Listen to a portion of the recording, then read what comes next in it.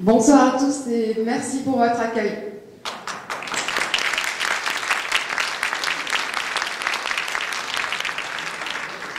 Donc même si, comme certains l'ont vu peut-être sur les réseaux, je suis malheureusement, donc j'ai été très atteinte, on va dire, attaquée à cause des multiples procédures disciplinaires. J'ai tenu à être là ce soir.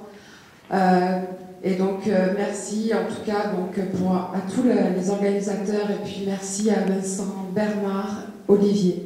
Merci à tous ceux qui se sont déplacés. Merci à vous.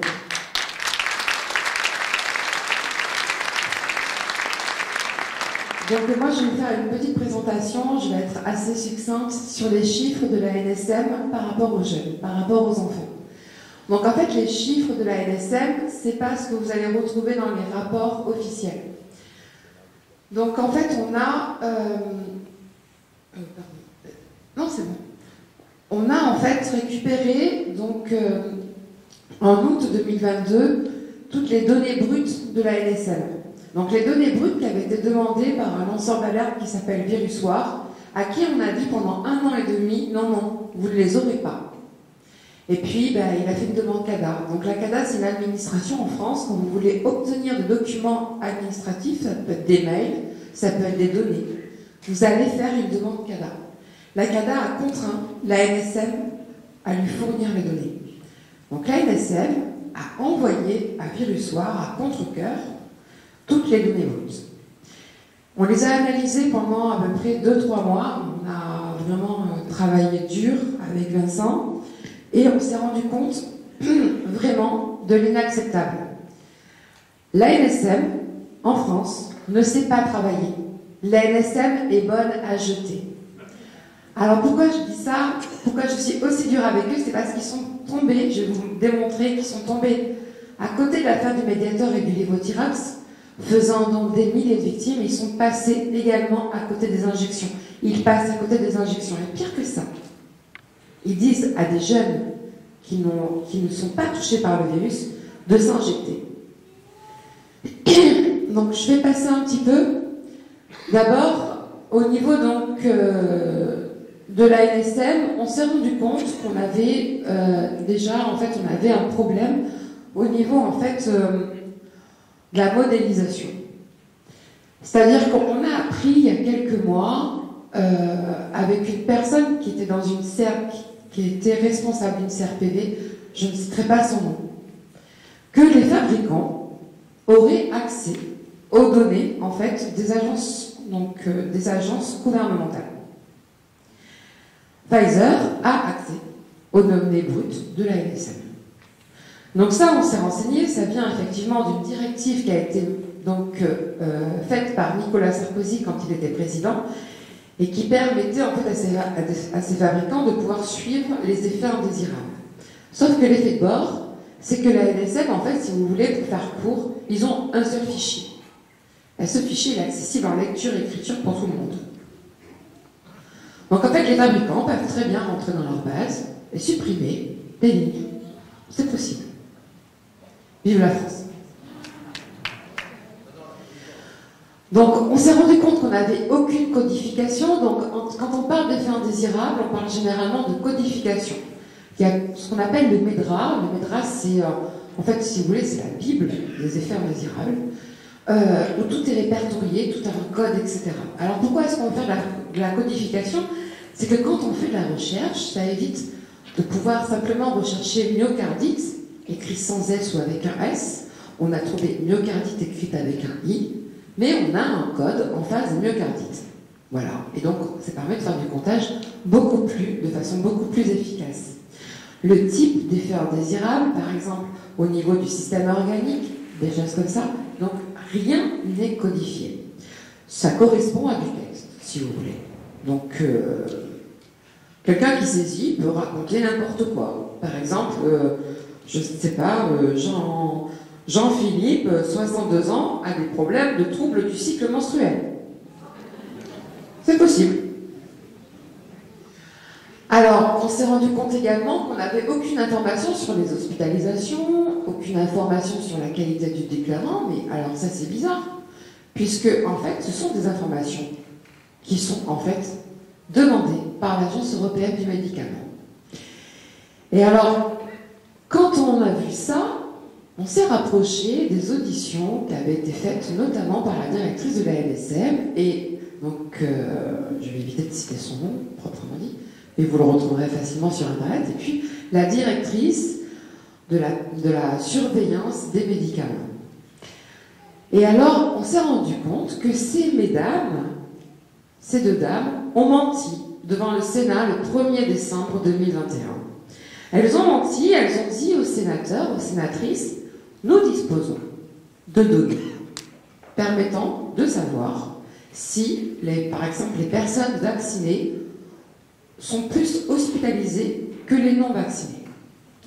Nous disposons notamment d'indicateurs comme sur la qualité du déclarant qui permet de savoir, par exemple, ils ont dit il y a 40% à peu près dans notre base, dans nos données, qui sont des déclarants de type particulier, donc non professionnels de santé.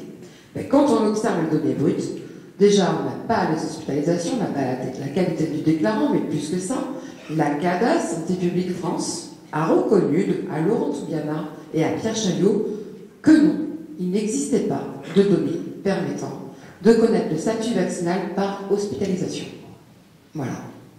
Donc quand on ment devant le Sénat, de façon délibérée, eh bien, j'espère qu'il y aura des avocats qui s'occuperont de leur cas. Donc, on va rentrer un peu plus dans le plus, voilà, vif du sujet. On a eu, donc, on s'est aperçu qu'il y avait des cas qui étaient à la fois graves et non graves. Alors, pourquoi j'en parle? Parce qu'en fait, bien sûr, ça induit un biais au niveau des statistiques. On s'est aperçu qu'on avait des cas qui n'avaient pas de sexe, des cas qui n'avaient pas d'âge, des cas qui n'avaient pas de sexe ni d'âge, des hommes qui devenaient des femmes qui devenaient des hommes, et puis surtout des morts, mais pas trop morts. Un tout petit peu morts. 376 au total. Alors on peut se dire, oui, 376 c'est pas beaucoup. Oui, quand on les ajoute au nombre de morts finales, ben, ça représente à peu près 30%. Donc, on s'est aperçu également qu'on avait une dynamique qui ne suivait pas la dynamique au niveau de la vaccination. À titre d'exemple, vous prenez le nombre d'effets indésirables graves entre le mois de juin 2021, vous observez au mois de juin 2022, vous avez une augmentation de 300%. Vous avez 300% en plus d'effets indésirables graves. Enfin, quasiment 300%. Alors que la vaccination a augmenté de 200%, de 48 millions à 146 millions de doses. Et alors là où finalement ça rejoint un petit peu ce qu'on a vu depuis 2 ans, quasiment, sur les données européennes et américaines, c'est qu'on avait quasiment les mêmes fourchettes en termes de fréquence par injection d'effets indésirables graves. On se retrouve ici depuis les données françaises avec un effet indésirable grave toutes les 200 injections. 200. Nous, on avait annoncé 100 injections depuis l'Agence européenne du médicament et les données américaines. Bon. On pourrait supposer que, au niveau du biais de sous-déclaration, on serait simplement à 2,5% de cas réellement déclarés, et ça rejoint notamment les propos tenus par des spécialistes des CRPV. On s'est rendu compte que l'effet indésirable grave le plus fréquent pour l'ensemble des vaccins, et pas simplement pour Pfizer, mais en tout cas pour les vaccins à règle messager Pfizer et Moderna, c'est l'échec vaccinal. Qu'est-ce que ça veut dire? Ça veut dire que quand on a vendu le vaccin à 96% d'efficacité au niveau de l'Agence européenne du médicament, cette vente a été faite sur des biais statistiques qui ont été mis en lumière notamment par Christine Coton dans la phase 2 expérimentale des vaccins. Quand vous enlevez les biais, vous vous rendez compte que le vaccin est efficace à 55%. Le problème, 55%, ça ne passe pas à la barre au niveau de l'AMM conditionnelle qui est donnée par l'Europe. Donc effectivement, pour vendre leur dose, les fabricants ont dû mentir. Voilà. Et ce qu'on remarque ici, finalement, c'est la conséquence de leur mensonge. Si ce vaccin a été efficace, on n'aurait pas l'échec vaccinal en premier effet indésirable grave. On s'est rendu compte que certaines pathologies étaient classées graves et non graves, des AVC ischémiques non graves, des myocardites aigus non graves, des syndromes de Guillain-Barré non graves. Syndrome de Guillain-Barré qui touche notamment des adolescents. Vous retrouverez par exemple, ceux qui ont mon livre, le témoignage bouleversant de Mathilde, qu'aujourd'hui a 17 ans, l'année dernière, donc, quand j'ai recueilli son témoignage, elle avait 16 ans, et elle explique clairement que depuis sa deuxième dose, elle est dans un fauteuil roulant. Mathilde, aujourd'hui, sa vie, elle est brisée. Et il n'y aura personne pour l'aider ni la dédommager, parce qu'elle n'est même pas considérée comme victime. La réalité, elle est là. Donc je vais passer un petit peu plus vite. Au niveau, on a 62% donc, de ces effets indésirables graves qui arrivent le jour même de l'injection. Et puis on a des pics au-delà de 21 jours et surtout des dates inconnues. Donc c'est un peu bizarre qu'on a des dates inconnues, puisque quand vous saisissez un signalement, ben vous êtes tenu de connaître la date de votre vaccination, le numéro de lot, etc. Tout ça, ça n'apparaît pas dans les données de la NSL. Et puis alors surtout, on s'est rendu compte que la NSM cachait des morts. Voilà. Donc ils annoncent, par exemple, pour Pfizer, 1544 décès. Depuis les données brutes, on en a 2288, 30% de plus. Pourquoi cacher 30% des décès? Pourquoi? Pour rassurer les gens? Je ne sais pas. Mais en tout cas, on a 30% de plus. Alors bien sûr, à cela s'ajoute les 304 décès morts, mais pas trop morts. Et puis les 300, ça fait en tout donc 376 pour l'ensemble des injections. Mais alors, là où il est plus grave, et là où la NSM peut être condamnable, et j'espère qu'elle sera condamnée au titre de toutes les victimes, c'est qu'on assiste aujourd'hui, 1 an et demi après, à un véritable défaut de vigilance. Ce défaut de vigilance, on l'a retrouvé dans le Mediator, on l'a retrouvé dans le Levothyrox. En tout cas, il y a eu beaucoup de... C'est un terme qui a été beaucoup évoqué en tout cas dans ces dossiers. L'échec vaccinal est sous surveillance depuis donc mai 2021. Ça fait partie, vous retrouvez des rapports de la NSM et des CRPV en ligne. Mais vous avez la deuxième cause de mortalité, c'est la mort subite et la mort inexpliquée. Et ça, malheureusement, c'est pas sous surveillance.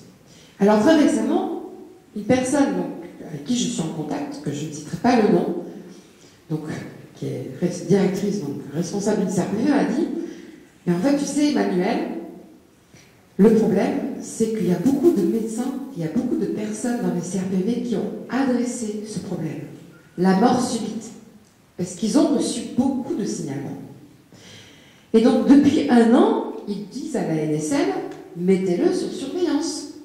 Et la NSM ne le fait pas. Voilà. Un défaut de vigilance.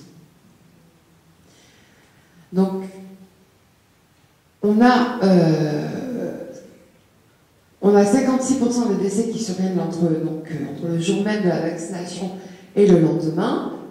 Mais alors, surtout au niveau des jeunes, ce que je vais vous montrer, donc on a 892 cas graves.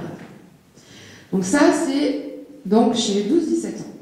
Il faut savoir qu'on a également 43 effets indésirables graves, enfin 43 déclarants victimes donc d'effets indésirables graves, âgés de moins de 5 ans.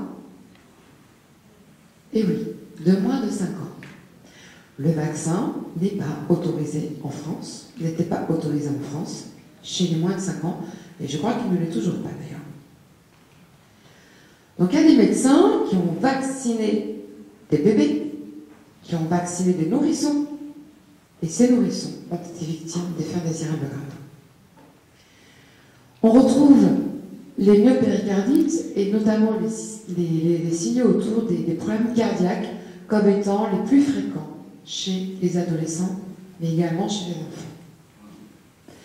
On va retrouver notamment donc des paralysies faciales, des tachycardies, je vais arriver à le dire, des myocardites aigus, etc., des convulsions, des thromboses, et j'en passe, chez des adolescents. Et alors, quand on regarde, en fait, en termes de fréquence, on obtient donc un effet indésirable grave toutes les 200 injections, donc c'est aussi vrai dans cette classe d'âge-là. Donc, ce qui donne à peu près 40 000 adolescents donc, concernés par au moins, en tout cas, un effet indésirable grave. Donc 40 000, c'est quand même énorme. On retrouve une myopéricardie toutes les 1000 injections. Et ça, ce qui est assez étonnant, pourquoi une myopéricardie toutes les 1000, c'est que vous avez exactement cette même fréquence dans les données européennes et dans les données américaines. C'est la même. C'est pas 1 sur 1200, c'est pas 1 sur 1500, 1 sur 1000. On retrouve la même chose. Par contre, la NSM, donc, qui a fait une étude notamment sur la myopéricardie, notamment chez les enfants et les adolescents, donc a fait un rapport, et puis a dit non, mais tout va bien. Alors, c'est pas très lisible et je m'en excuse. Elle conclut son étude en disant cette étude montre ainsi d'une part le risque de myocardite, que le risque de myocardite est augmenté pour la première dose de rappel, donc la 3e dose. Voilà. Donc c'est un peu augmenté, quoique de façon quand même marquée qu'après la 2e dose. Donc en fait on ne sait pas trop. Est-ce que c'est après la 2e, est-ce que c'est après la 3e? On ne sait pas. Mais par contre voilà, ça diminue avec l'allongement de la durée entre les 2 doses. Fabuleux.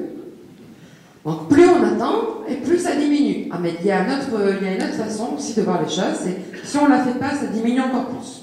Voilà.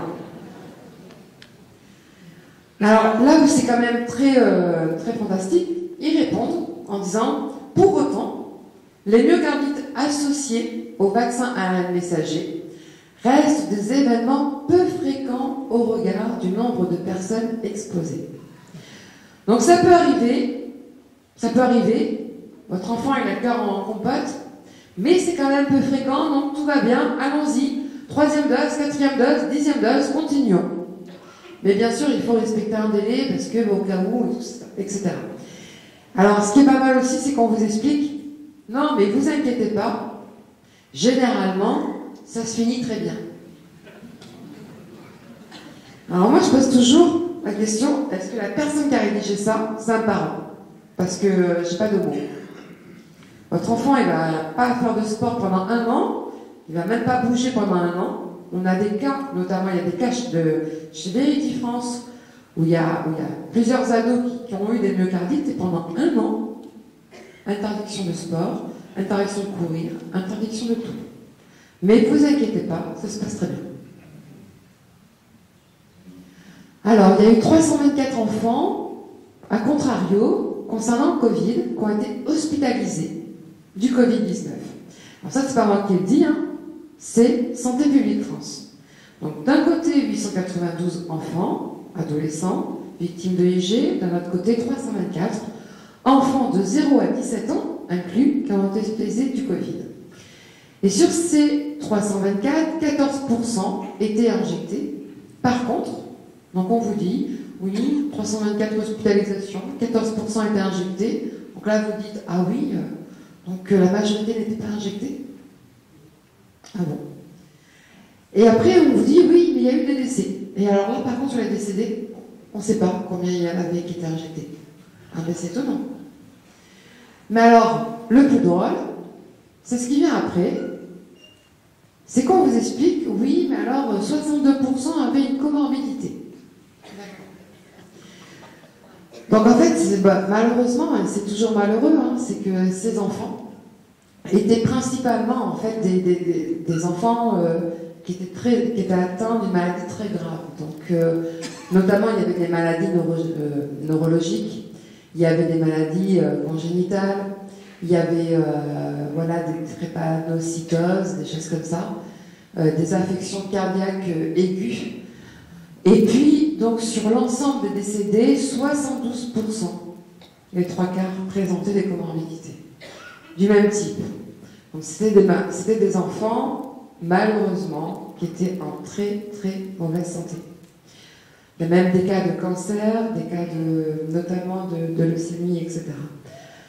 Donc effectivement, si ces enfants n'étaient pas injectés, peut-être aussi à cause des effets indésirables graves, parce qu'ils ne pouvaient pas supporter le vaccin, en tout cas, ces enfants n'ont pas, en tout cas, ont succombé largement au Covid. Donc on vous explique également qu'il y a eu donc 18 enfants décédés, et donc ça a été donc 8 enfants de 12 à 17 ans. Et ça c'est un chiffre intéressant à retenir. Pourquoi? Parce qu'en fait, dans les données brutes de la NSM, on retrouve 8 décès chez les moins de 18 ans.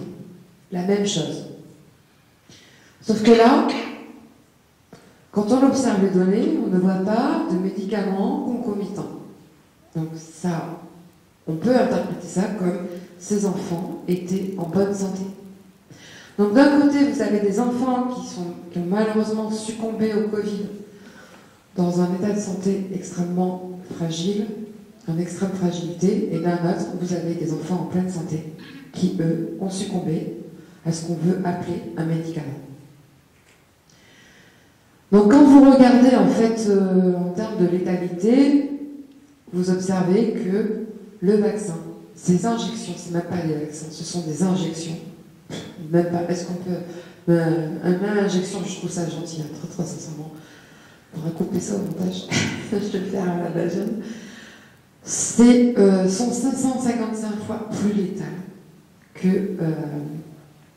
le Covid-19. Donc là, on n'est pas sur des létalités de 10 ou 20, on est sur des 555 fois. Voilà. Donc, en conclusion, enfin, ce que je passais avant, c'est que ça fait 2 ans qu'on fait des études, que ce soit donc depuis les bases de données européennes, depuis les bases de données américaines. On a observé les données françaises. Le 15 février, avec Vincent Pavant, nous passons au Parlement européen, justement, peut-être pour une fois, peut-être pas en finir, mais en tout cas clôturer ça de notre côté, parce que je pense qu'on aura tout dit au bout d'un moment. Ça fait 2 ans qu'on dit que ces injections sont néfastes pour les gens, sont néfastes dans la population générale, sont néfastes encore plus pour les enfants qui ne sont pas touchés par le Covid. Les enfants ne sont pas touchés par le Covid, il va falloir l'admettre.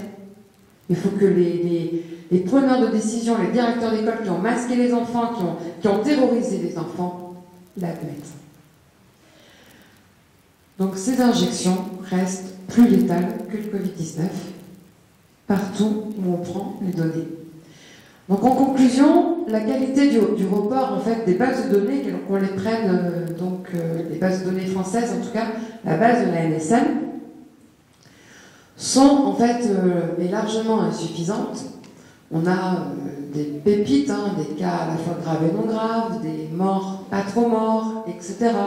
On a des fabricants qui peuvent, comme ça, avoir accès aux données, pourquoi pas supprimer des données, etc.